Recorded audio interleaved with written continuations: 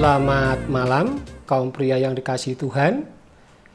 Kita sebagai imam-imam, sebagai kaum pria yang pada saat malam hari ini kita akan belajar bersama-sama untuk merenungkan kebenaran firman Tuhan. Sebelum itu, mari kita bersama-sama akan menaikkan doa-doa kita untuk mempersiapkan hati pikiran kita untuk mendengarkan kebenaran firman Tuhan. Mari kita berdoa bersama-sama. Tuhan Yesus, Allah Bapa kami yang Maha Kasih, yang kami sembah siang dan malam, kembali pada saat malam hari ini kami kaum pria datang kepada Engkau untuk bersama-sama merenungkan kebenaran firman Tuhan. Berkati kami semua, turunkan kuasa-Mu Rohul Kudus sehingga kami boleh merenungkan firman Tuhan dengan baik.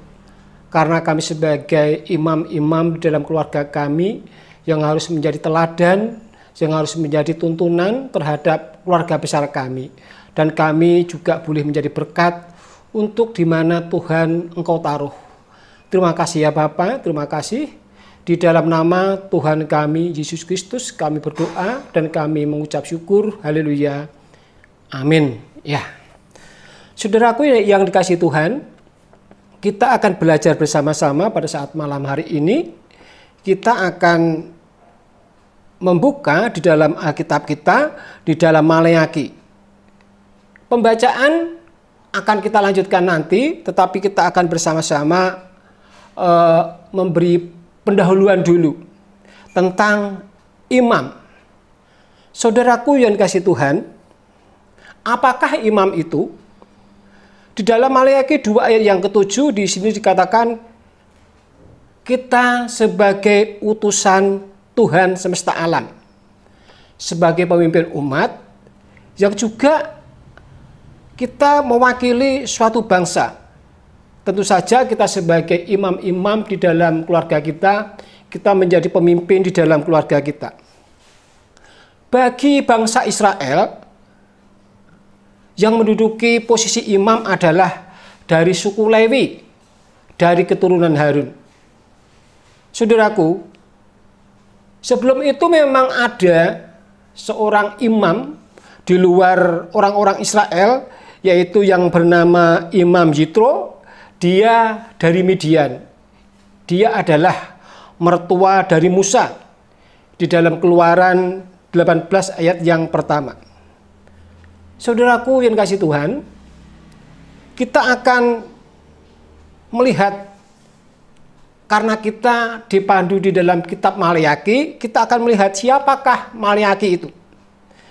Dia adalah seorang Yahudi yang saleh, yang tinggal di Yehuda, di masa pasca pembuangan, di zaman Nehemia.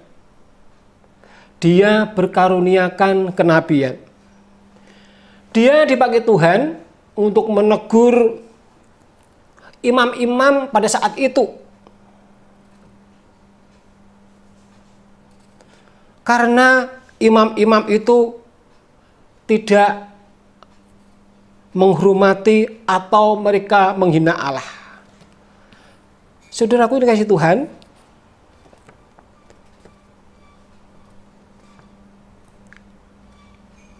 mereka tidak menghormati atau menghina Allah.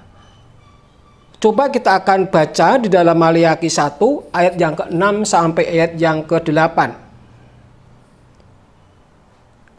Kita buka di dalam Maleaki pasalnya yang ke-1, ayatnya yang ke-6 dan yang ke-8. Yang demikian firman Tuhan. Pencemaran kurban-kurban. Seorang anak menghormati bapaknya dan seorang hamba menghormati tuannya. Jika aku ini bapa, di manakah hormat yang kepadaku itu? Jika aku ini tuan, di manakah takut yang kepadaku itu? Firman Tuhan semesta alam kepada kamu. Hai para imam yang menghina namaku, tetapi kamu berkata dengan cara bagaimanakah kami menghina namamu? Kamu membawa roti cemar ke atas mezbahku, tetapi berkata dengan cara bagaimanakah kami mencemarkannya, dengan cara menyangka meja Tuhan boleh dihinakan. Ayat yang ke-8, apabila kamu membawa seekor binatang buta untuk dipersembahkan, tidakkah itu jahat? Apabila kamu membawa binatang yang timpang dan sakit, tidakkah itu jahat? Cobalah menyampaikannya kepada bupatimu. Apakah ia berkenan kepadamu? Apalagi menyambut engkau dengan baik, firman Tuhan semesta alam. Nah, saudaraku yang kasih Tuhan, mereka tidak menyadari kalau perilakunya dalam memberikan persembahan menyakiti hati Tuhan. Dan mereka tidak menyadari bahwa mereka adalah utusan Tuhan yang memelihara mereka.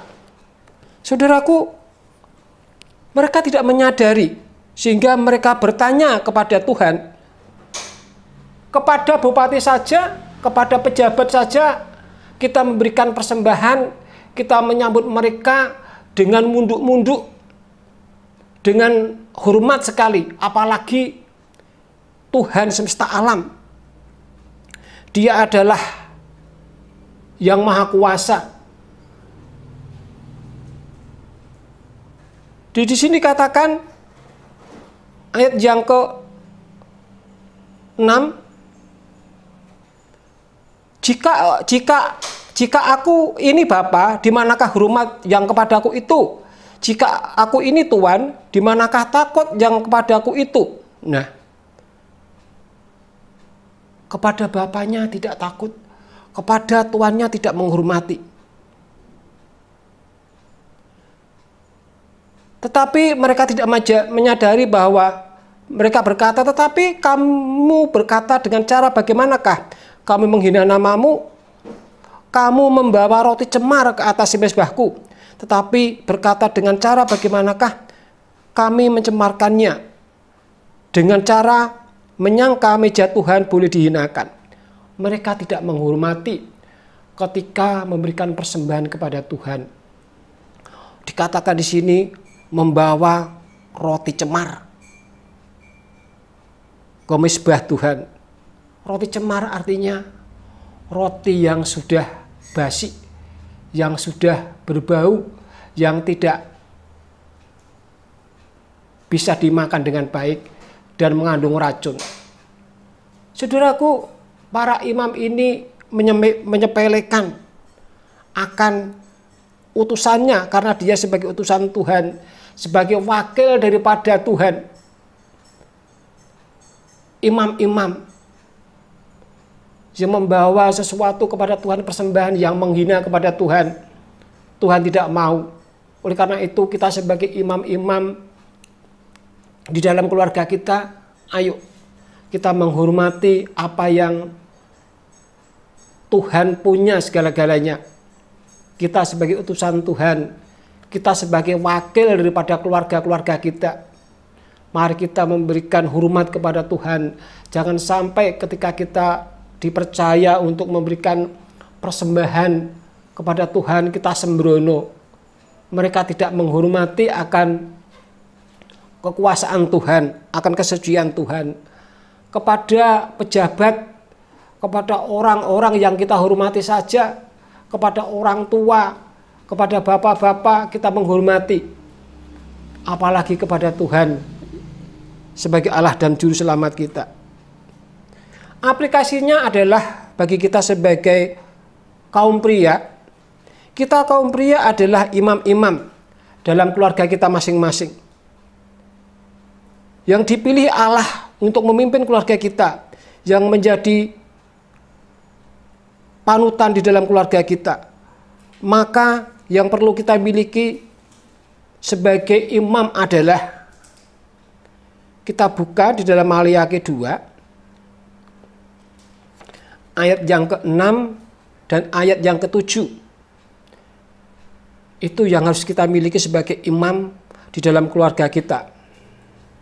Di sini katakan ayat yang ke-6, pengajaran yang benar ada di dalam mulutnya dan kecurangan tidak terdapat pada bibirnya.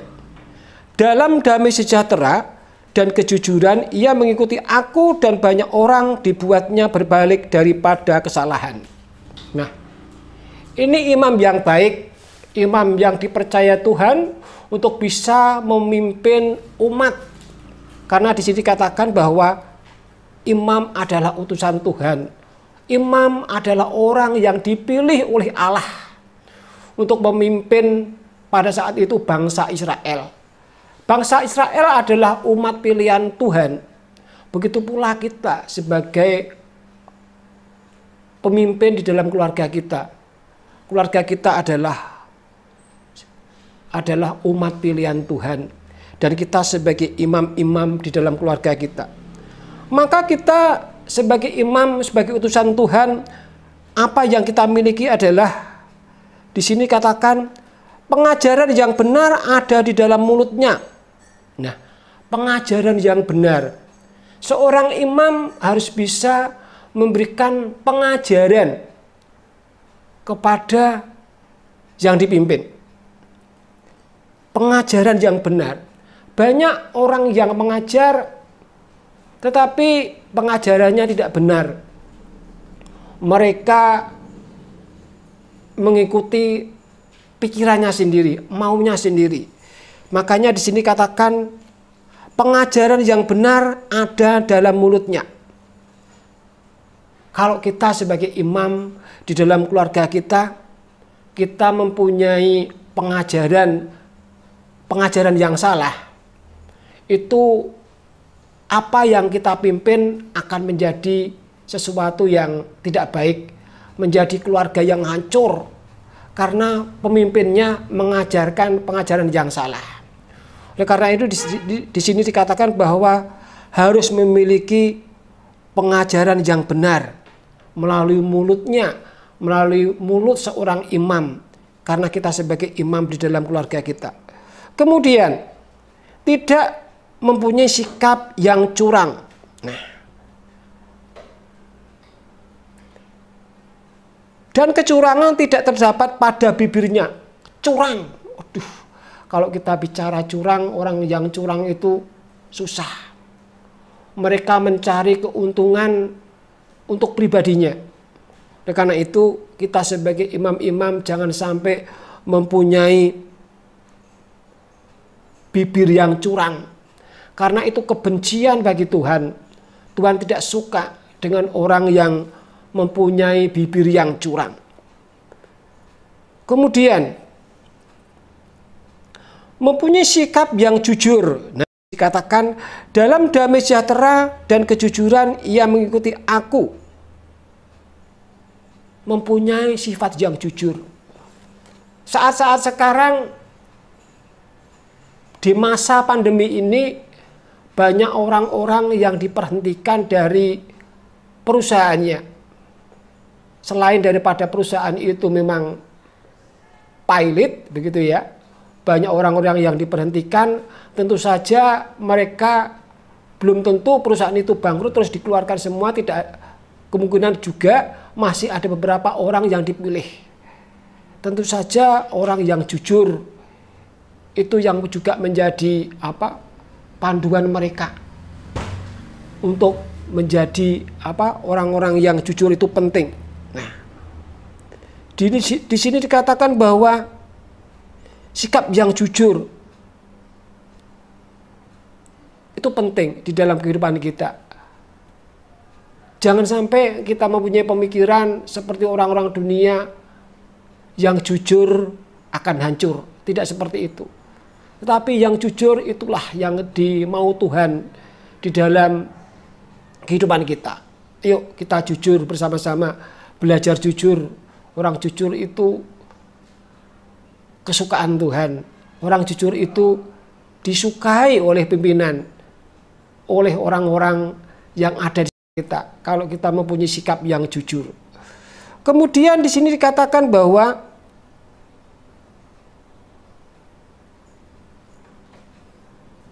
dan banyak orang dibuatnya berbalik daripada kesalahan. Di sini dikatakan bahwa dan banyak orang dibuatnya berbalik daripada kesalahan. Banyak orang dibuatnya berbalik daripada kesalahan. Melalui sikap kehidupan kita sebagai imam di dalam keluarga kita, mungkin anak kita, mungkin istri kita, mungkin dalam keluarga ada orang lain yang melakukan hal-hal yang menyimpang daripada kebenaran firman Tuhan, mereka akan berbalik daripada kesalahannya. Mereka merubah sikapnya, meneladani akan seorang pemimpin, meneladani imamnya di dalam keluarga itu. Karena imam itu penting dalam keluarga kita. Mempunyai sifat yang baik sehingga mereka melihat, wah, bapak kue wong apik kaya ngono, mosok aku melakukan sesuatu yang menyimpang daripada firman Tuhan yang menimbulkan dosa. Mereka tidak mau. Akhirnya mereka berbalik daripada kesalahan. Nah, inilah sifat-sifat yang harus dimiliki seorang imam, seorang pemimpin. Karena kita sebagai kaum pria yang memimpin dalam keluarga kita, mungkin kaum pria yang belum beristri, tetapi kita harus menjadi teladan di dalam keluarga kita, di dalam kita di mana berada, di lingkungan kita mempunyai pengaruh yang baik, yang positif terhadap orang-orang di sekitar kita, sehingga dengan sikap kita mereka berbalik daripada kesalahan, akhirnya meninggalkan kesalahan menuju kepada kebenaran. Itulah yang dimiliki oleh imam-imam, terutama kita kaum pria, yaitu memiliki sikap yang benar, tidak memiliki bibir yang curang, mempunyai sikap yang jujur, mempunyai pengaruh yang baik di dalam lingkungan kita. Nah, maka apa yang akan terjadi apabila kita sebagai imam menyimpang daripada kebenaran firman Tuhan? Kita akan baca di dalam Maleakhi tadi, di dalam pasalnya yang kedua, ayat yang ke-1 sampai ayat yang ketiga yang berkata demikian. Ini murka Tuhan terhadap para imam. Maka sekarang kepada kamulah tertuju perintah ini, hai para imam. Tertuju kepada kita, kepada para imam. Jika kamu tidak mendengarkan dan jika kamu tidak memberi perhatian untuk menghormati namaku, firman Tuhan semesta alam, maka aku akan mengirimkan kutuk ke antaramu dan akan membuat berkat-berkatmu menjadi kutuk. Dan aku telah membuatnya menjadi kutuk sebab kamu ini tidak memperhatikan firman Tuhan. Nah, saudaraku yang kasih Tuhan, di sini Tuhan mengirimkan kutuk. Bahkan berkat-berkat Tuhan yang Tuhan kirimkan kepada kita berubah menjadi kutuk. Karena kita tidak bertanggung jawab. Karena kita sebagai imam yang tidak bisa menjadi panutan di dalam keluarga kita. Saudaraku, kaum pria yang kami hormati, yang kami kasihi, bisa melihat kalau keluarga yang berkat itu berubah menjadi kutuk, Tuhan mengirimkan kutuk, apa yang terjadi? Keluarga itu menjadi keluarga yang berantakan. Anak berani kepada orang tua bermusuhan dengan anak, istri berani kepada suami, suami benci kepada istri, bahkan kehancuran dalam keluarga itu terjadi. Karena berkat itu menjadi kutuk dan Tuhan sendiri mengirimkan kutuk. Nah, jangan sampai kalau keluarga kita menjadi keluarga yang berantakan oleh karena imamnya, oleh karena pimpinannya yang tidak baik, yang menyimpang daripada kebenaran firman Tuhan. Yang berikutnya,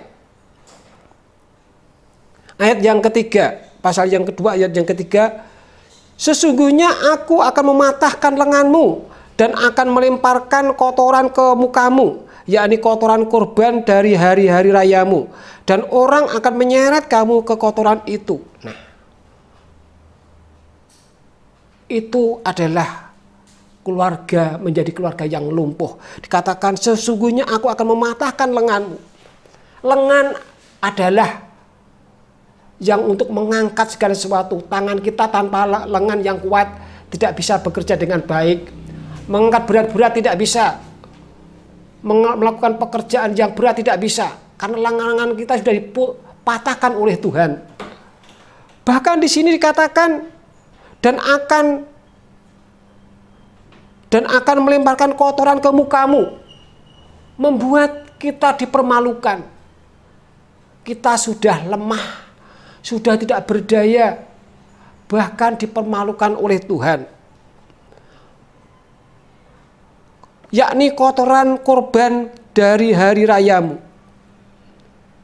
Apa yang menjadi kita persembahkan kepada Tuhan dilemparkan ke muka kita. Artinya kita dipermalukan. Karena kita menyepelekan Tuhan. Karena kita tidak menghormati akan kesucian Tuhan. Tidak menghormati akan kekudusan Tuhan, kemahakuasaannya. Maka kita akan dipermalukan oleh Tuhan. Keluarga kita sudah tidak berdaya. Keluarga sudah berantakan, hancur oleh karena perilaku seorang imam. Dan juga lemah, tidak berdaya. Dan bahkan ditambah kita dipermalukan. Dipermalukan, kalau orang dipermalukan bagaimana rasanya? Saudara bisa membayangkan kalau keluarga itu dipermalukan. Kita saja tidak mau dipermalukan kepada siapa saja. Apalagi kalau sampai Tuhan turun tangan. Karena sikap kita yang tidak benar, kita menyepelekan Tuhan, kita dipermalukan. Keluarganya sudah hancur, berantakan. Kita lemah, lemas karena lengan kita dipatahkan. Dan kita dilempari kotoran ke muka kita. Artinya kita dipermalukan. Jangan sampai kita mengalami hal yang seperti itu. Tetapi apa yang kita dapat apabila kita seturut dengan firman Tuhan?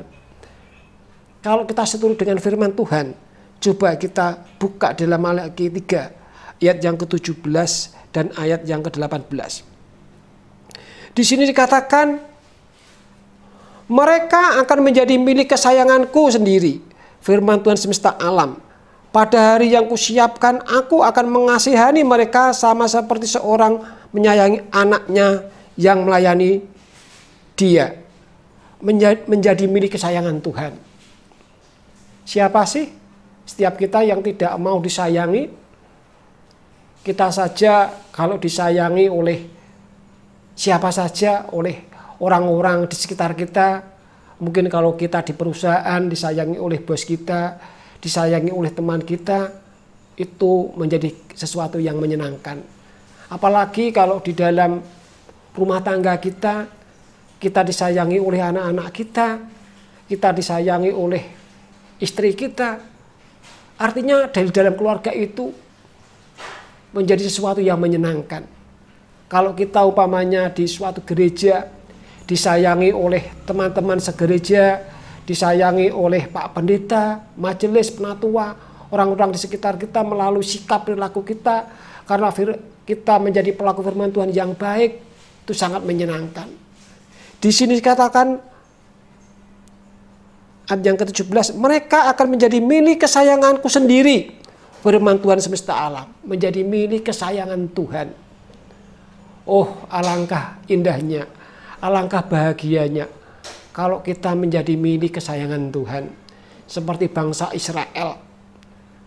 Bangsa Israel memang bangsa yang tegar tengkuk, yang sudah tahu mujizat-mujizat Tuhan. Tetapi mereka melakukan hal-hal yang menyimpang daripada Tuhan saja. Tuhan masih sayang. Apalagi kalau orang-orang Israel itu menjadi melakukan firman Tuhan yang baik, yang benar, seturut dengan firman Tuhan, lebih disayangi lagi. Oleh karena itu kita sebagai anak Tuhan, yuk kita menjadi seturut dengan firman Tuhan agar kita menjadi milik kesayangan Tuhan. Yang kedua, ayat yang ke-18.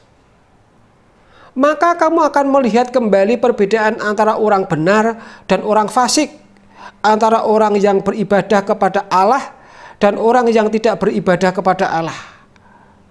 Ada perbedaan yang jauh, yang menyolok dibandingkan dengan orang-orang fasik, artinya dengan orang-orang yang tidak beribadah.